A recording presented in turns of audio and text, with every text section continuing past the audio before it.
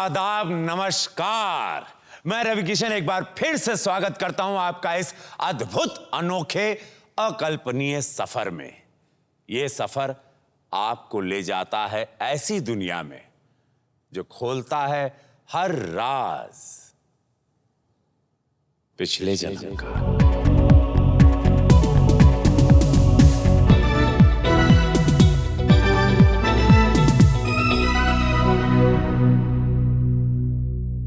मैं ऐसा क्यों हूं? यह सवाल हम सबके जीवन में कभी ना कभी जरूर आता है। मेरा दोस्त जो पढ़ाई में मुझसे पीछे था, जिंदगी में मुझसे आगे निकल गया। उसने बड़ी गाड़ी ले ली, बंगला बना लिया, लेकिन मैं नहीं कर पाया। ऐसा क्यों? क्यों होता है ये फर्क? क्यों किसी को अपना हर सपना अधूरा लगता है तो किसी को अपना पूरा जीवन अधूरा लगता है? इन सवालों का जवाब हर इंसान ढूंढता है, पर कहां छिपा है इसका जवाब? किस्मत की लकीरों में, कि ईश्वर की मर्जी में, या फिर हमारे अपने पिछले जन्म? तो आज हमारे बीच आ रहे हैं एक ऐसे मेहमान जिनके पास ईश्वर का दिया सब कुछ है, जिनका जन्म एक राजघराने में हुआ, लेकिन फिर भी वो अपनी किस्मत से ज्यादा अपनी हिम्मत के लिए जाने गए। आज वही इंसान अपने जीवन के सारे डर, अपनी तकलीफें लेके हमारे बीच आ रहे हैं। जिन्हें जीवन में सब कुछ मिला, वो ये जानने आ रहे हैं कि मैं ऐसा क्यों? He's none other than Prince of Rajpipla, gay rights activist, कुंवर मनवेंद्र प्रताप सिंह जी। स्वागत है कुंवर जी आपका इस मंच पर।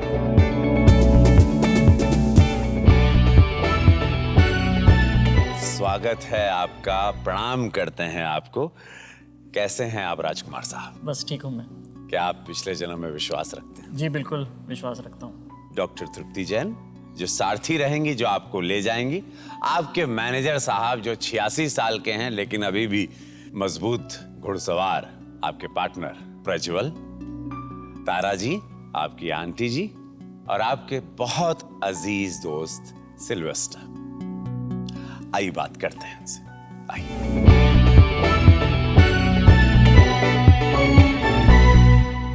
हम जानना चाहेंगे कि राजकुमार होते क्या हैं, राजकुमार की जिंदगी, परवरिश कैसे होती? एक राजकुमार की ज़िंदगी एक सामान्य व्यक्ति से काफ़ी हटके है, क्योंकि इसमें काफ़ी पाबंदियां होती है, काफ़ी नियम के पालन करने पड़ते हैं। कैसे उठना, बैठना, बातचीत करना बचपन से सिखाया जाता है। हम लोग का जीवन बहुत ही पब्लिक लाइफ में होता है, पब्लिक के साथ में संपर्क करना पड़ता है। हम उनके रोल मॉडल की तरह होते हैं। आप प्रिंस हैं जी, पहले प्रिंस जो हिंदुस्तान में बाहर निकल के अपने आप को बताते हैं कि हिंदुस्तान नहीं पूरा विश्व सुन ले, जी। ये मैं हूं। एक प्रिंस ऐसा कहता है, जिसको एक रोल मॉडल, एक आदर्श के रूप में, एक राजकुमार को जैसे देखा जाता है। जी हाँ। कहीं आपको कोई मान सम्मान, परिवार का कोई डर, कुछ ऐसा झिझक, कुछ ऐसी लगी थी जब आप बाहर निकले ये कहने के लिए? मुझे बिल्कुल ही झिझक नहीं थी, क्योंकि सबसे पहली बात तो मैं एक सच्ची बात बोलने जा रहा था। वो मेरे लिए इम्पॉर्टेंट थी, और ऐसी बात जो हमारे देश में अभी नहीं लेकिन हजारों साल से समलैंगिकता हमारे देश में है, लेकिन हमारे देश में जो हिपोक्रेसी है वो इस बात को मानने को तैयार नहीं है। इसलिए सच बोलने में मुझे बिल्कुल झिझक नहीं थी। मैंने ये कदम इसलिए उठाया क्योंकि एक तो मैं खुद एक ड्यूअल लाइफ जी रहा था। समाज के लिए मैं एक हेटेरोसेक्सुअल था, और मेरे खुद के लिए मैं एक समलैंगिक था। तो ये प्रेशर इतना बढ़ गया था, और मेरे ऊपर भी शादी का प्रेशर बहुत आ रहा था राजपीपला के लोगों की तरफ से ज़्यादातर, क्योंकि वे लोग नेक्स्ट जो जनरेशन है, जो मेरे बाद का जो लाइनेज है, वो उसके लिए राह देख रहे थे। शादी के लिए हाँ फिर आपने क्यों कहा था?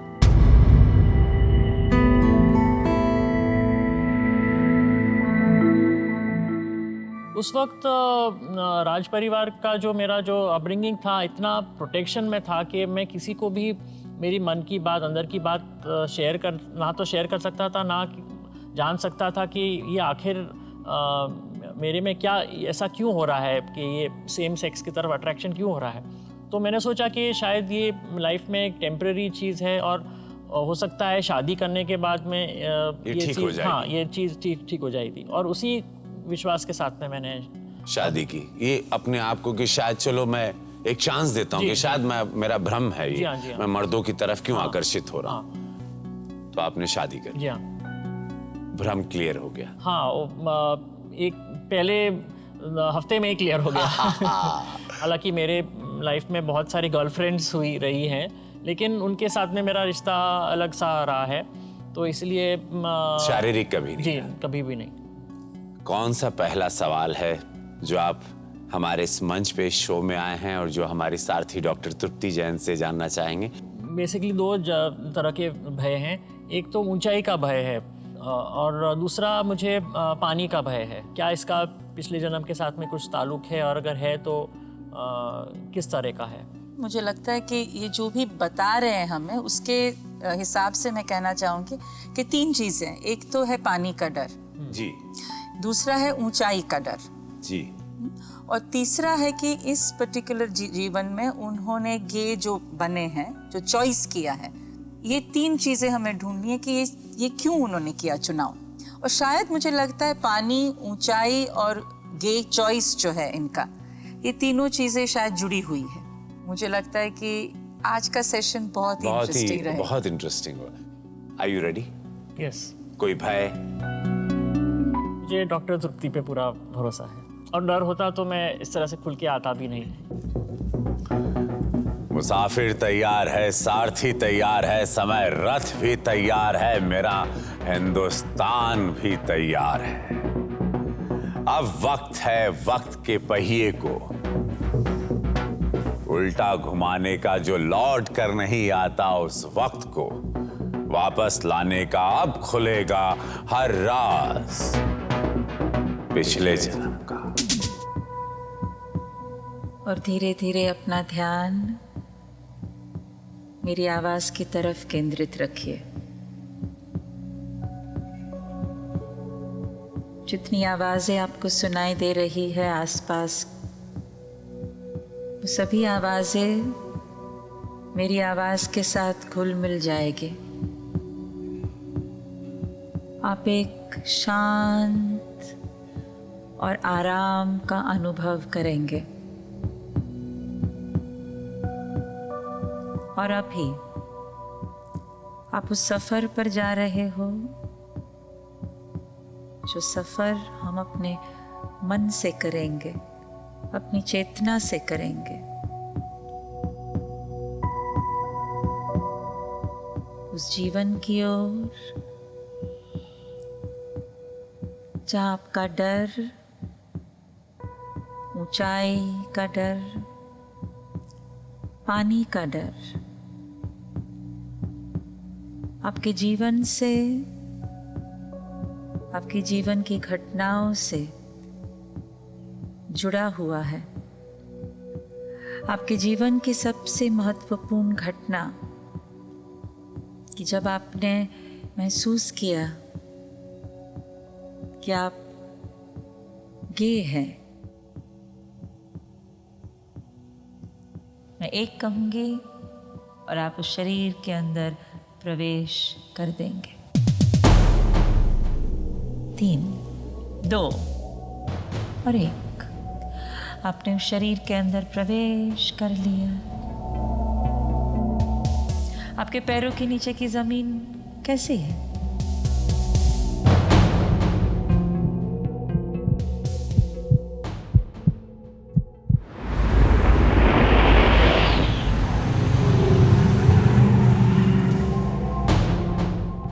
मुझे खेत जैसा नजर आ रहा है,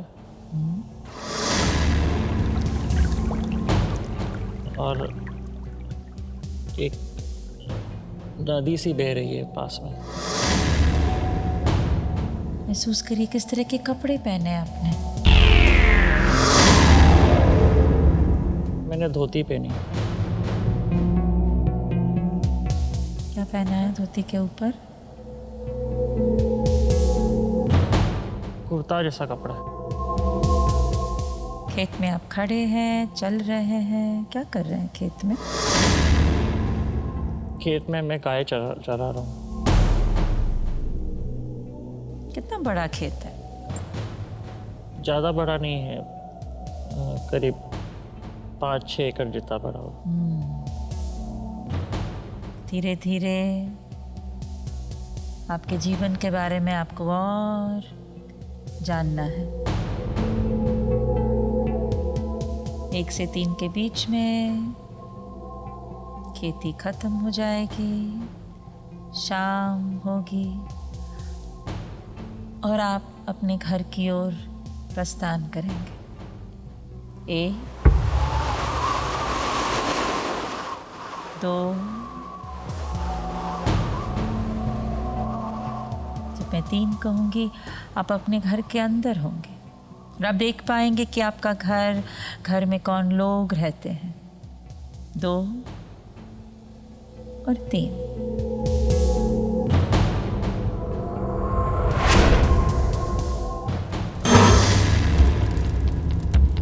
मेरी बीवी चूल्हे पे खाना बना रही है। बीवी को देखिए, किस तरह के कपड़े पहने हैं उसने? सिर पे ओढ़नी है और घाघरा पहना है। और आपकी और उसकी उम्र कितनी है? करीब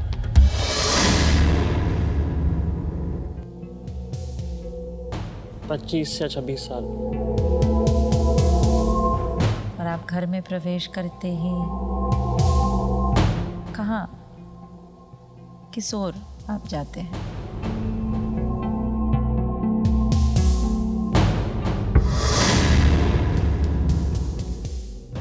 मैं हाथ मुंह धोके और मेरी बीवी को कह रहा हूँ कि मुझे भोजन फिर से। घर में और कौन कौन है?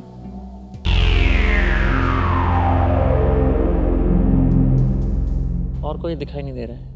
किस तरह का घर है, बताइए कुछ अपने घर के बारे में। कच्चा घर है, नीचे लीपन किया हुआ है गोबर का। तो जाइए अपनी बीवी के पास बैठिए। कहाँ बैठते हैं आप भोजन करने? जमीन पर। जमीन पर। अपनी बीवी की तरफ देखिए, उनकी आंखों में देखिए।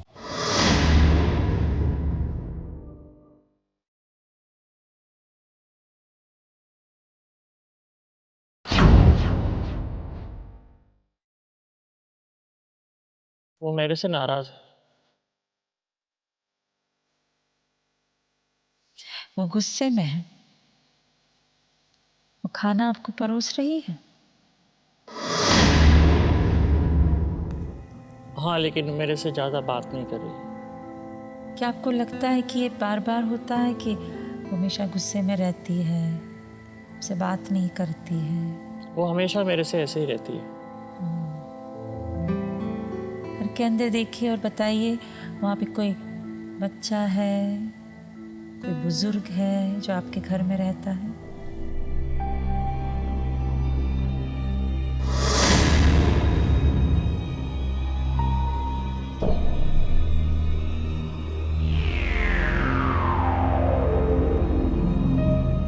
एक बच्चे की फोटो है। कितने साल का बच्चा है ये? करीब 2 साल का लगता है। ये मेरा बच्चा है।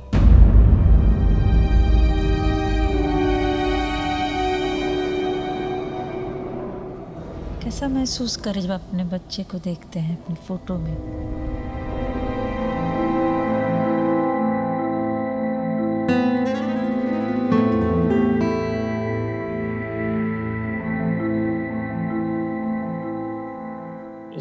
इसको गुजर गए को 4 साल हो गए।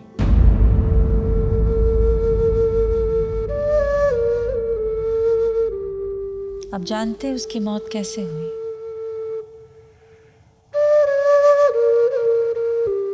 कैसे हुई आपके बच्चे की मौत?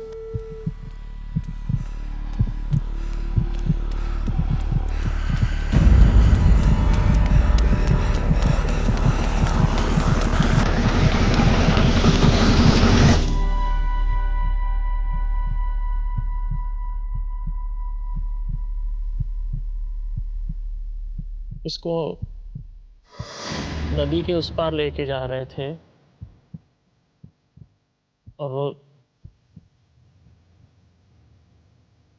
नाव में से गिर गया, ऐसा कुछ याद आ रहा है।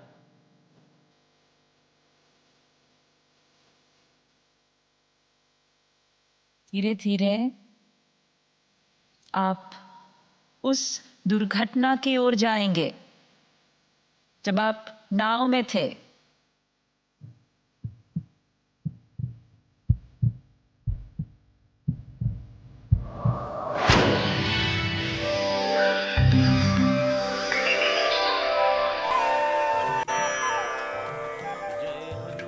शाम का वक्त है, मंगलवार का दिन है, हनुमान जी का वार है।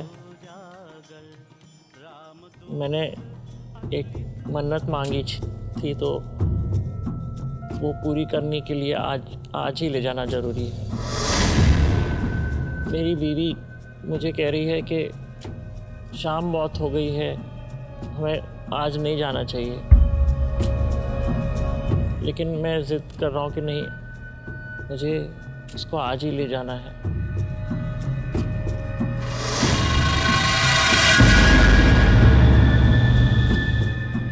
मैं उसको ज़बरदस्ती लेके जा रहा हूँ। तो आप कहीं ऊंचाई पर खड़े हैं कहीं? हाँ, वहाँ से नीचे उतरने का रास्ता कच्चा है, बहुत संभल के जाना पड़ता है, बीच में कांटे भी काफ़ी हैं।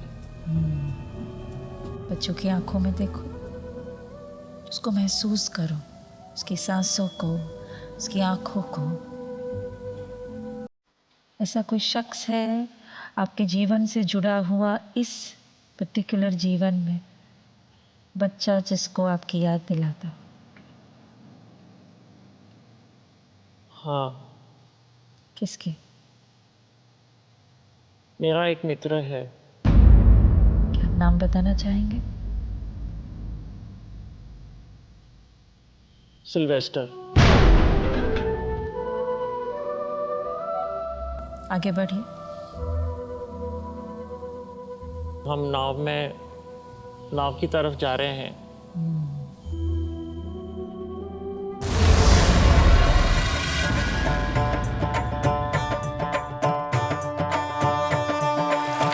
ये आखिरी नाव है, उसके बाद में दूसरी नाव नहीं जाने वाली है उस पार। धीरे धीरे आगे बढ़िए। कितनी दूर है दूसरा तट? करीब पौने घंटे का रास्ता है। नदी का नाम बताएंगे?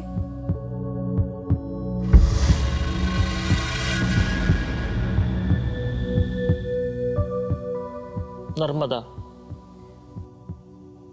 आगे बढ़िए, आगे बढ़िए, धीरे धीरे आगे बढ़ रहे हैं। नदी आगे, नदी तेज है कि धीमी? हाँ, काफी तेज है नदी। काफी तेज है नदी, और नाव जा रही है। क्या होता है? मेरा जो बच्चा है वो गोद में खेल रहा है और उसके पैर से मुझे लात भी मार रहा है। बच्चा बहुत शरारती है, उसको मैं बहुत डांटता हूँ लेकिन बात नहीं मानता है। बात मान नहीं रहा है? बात नहीं मान रहा है। अब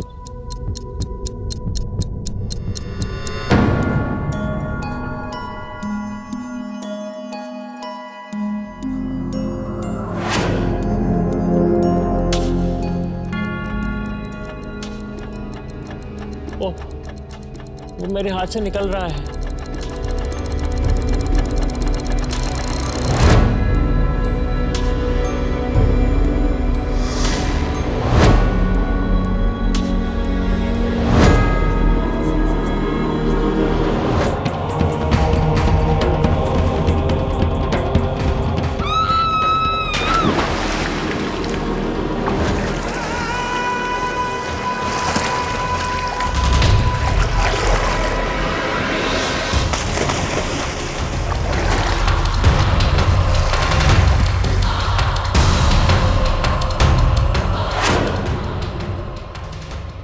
पानी में चला गया, उसको बचाओ, मुझे तैरना नहीं आ रहा है। वो पानी में गिर गया बच्चा।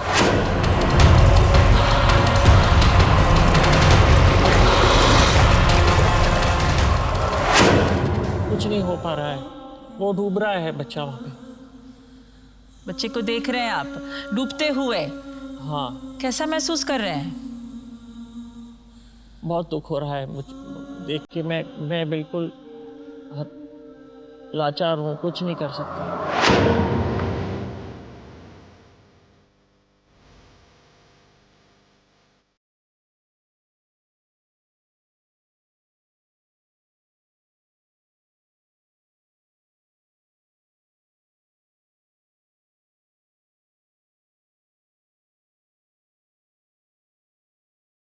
कुछ लोग बच्चे के शरीर को निकालने में कामयाब होते हैं, लेकिन काफ़ी समय लगता है उसमें। उसको किनारे पे लेके आए हैं और उसका पूरा शरीर फूल गया है, गीला हो गया है।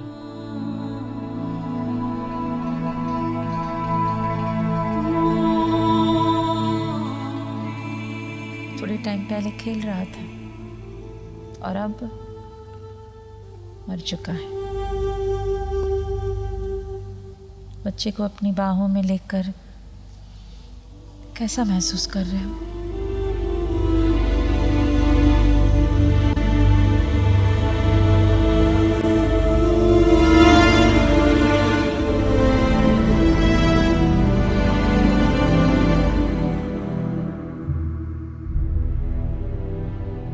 काश मुझे तैरना आता तो मैं उसे बचा सकता था। ये आपकी बीवी कहाँ है? वो पागलों की जैसे रो रही है, उसे संभालना बहुत मुश्किल हो रहा है। वो माँ है ना, वो ज़्यादा समझती है बच्चे का दर्द क्या होता है।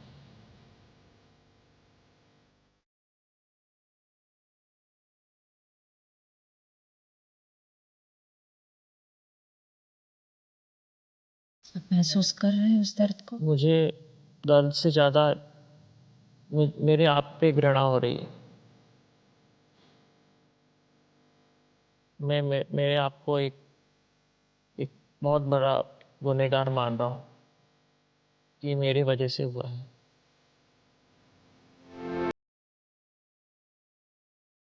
बीवी आपको किस तरह से देख रही है? बीवी मुझे बहुत ही घृणा की नज़र से देख रही है। उस दिन के बाद से उसने मेरे से बात करना बंद कर दिया।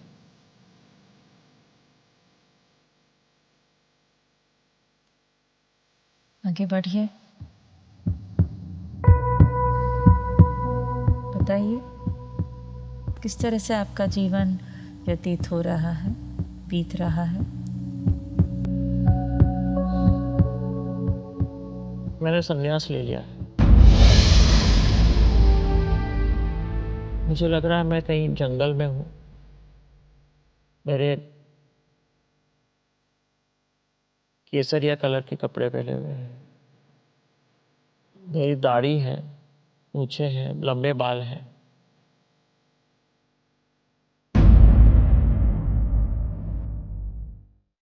ऐसा क्यों महसूस हो रहा है कि आपने संन्यास ले लिया?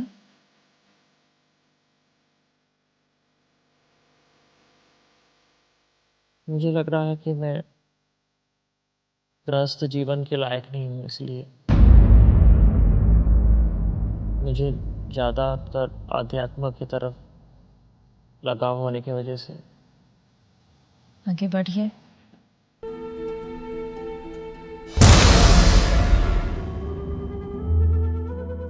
मुझे मठ जैसा कुछ दिखाई दे रहा है। वहाँ पे मेरे जैसे और भी कई लोग हैं। कहाँ है ये मठ? ये मध्य भारत की तरफ है। आगे बढ़िए और देखिए कोई मठ का नाम। ये नर्मदा नदी के किनारे पे है। क्या नाम था आपका? ज्ञानेश्वर। कौन सी उम्र में आपकी मृत्यु हुई? ज़्यादा उम्र नहीं ली थी, करीब 60 साल या 1-2 साल आगे पीछे। मैं बहुत बीमार हो गया था। मुझे सांस की तकलीफ थी और एक दिन तबीयत बहुत ख़राब हो गई। कोई लोग थे इर्द गिर्द में?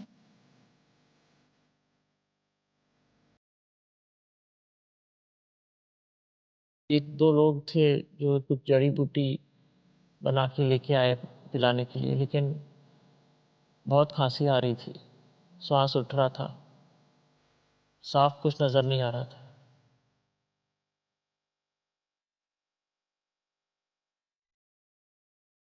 महसूस करिए कि वो जीवन समाप्त हो चुका है।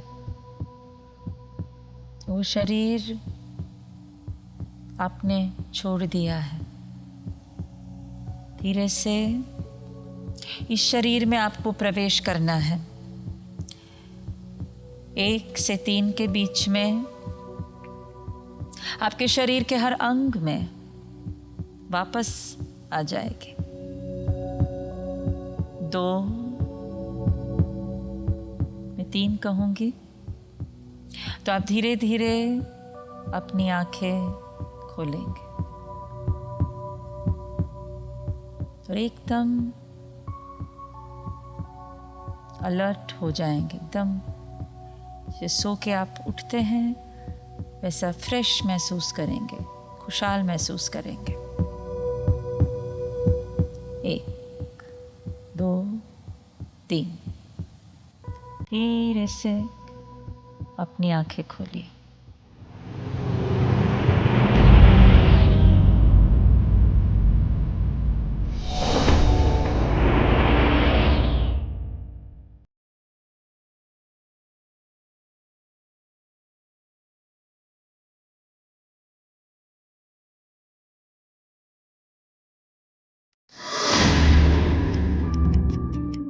पिछले जन्म में युवराज मनवेंद्र का नाम ज्ञानेश्वर था और वो एक किसान थे।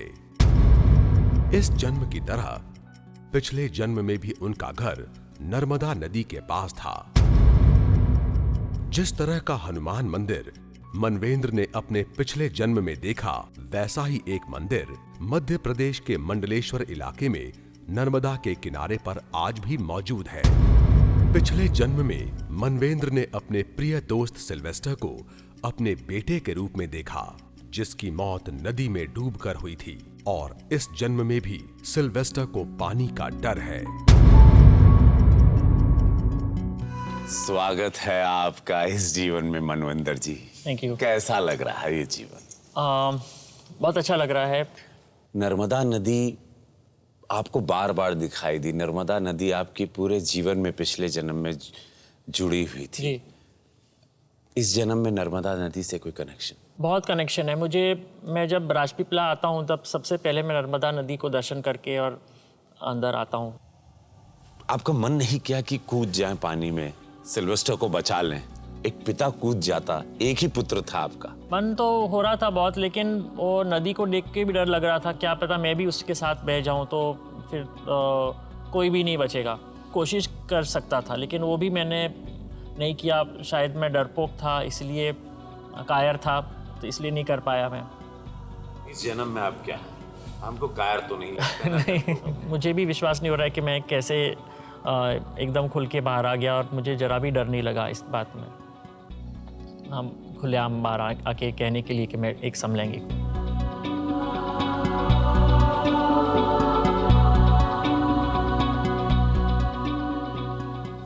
सिल्वेस्टर पुत्र। हाँ, मुझे ऐसा कुछ लग रहा था कि उसके चेहरे से नहीं, लेकिन उसकी मैं आँख में जब झांक रहा था तब मुझे पता नहीं क्यों लगा कि वो लड़का सिल्वेस्टर ही है और कोई नहीं मुझे समझ में आ रहा था। और दूसरी बात ये भी है कि सिल्वेस्टर को भी वो जगह से और नर्मदा नदी से बहुत लगाव है। हाँ सिल्वेस्टर, आप कहो। एक स्ट्राइकिंग सिमिलरिटी जो मुझे लगी है वो ये है कि मुझे भी तैरना नहीं आता, मुझे पानी से बहुत बहुत ज्यादा डर लगता है। अभी भी इस जन्म अभी भी, हाँ।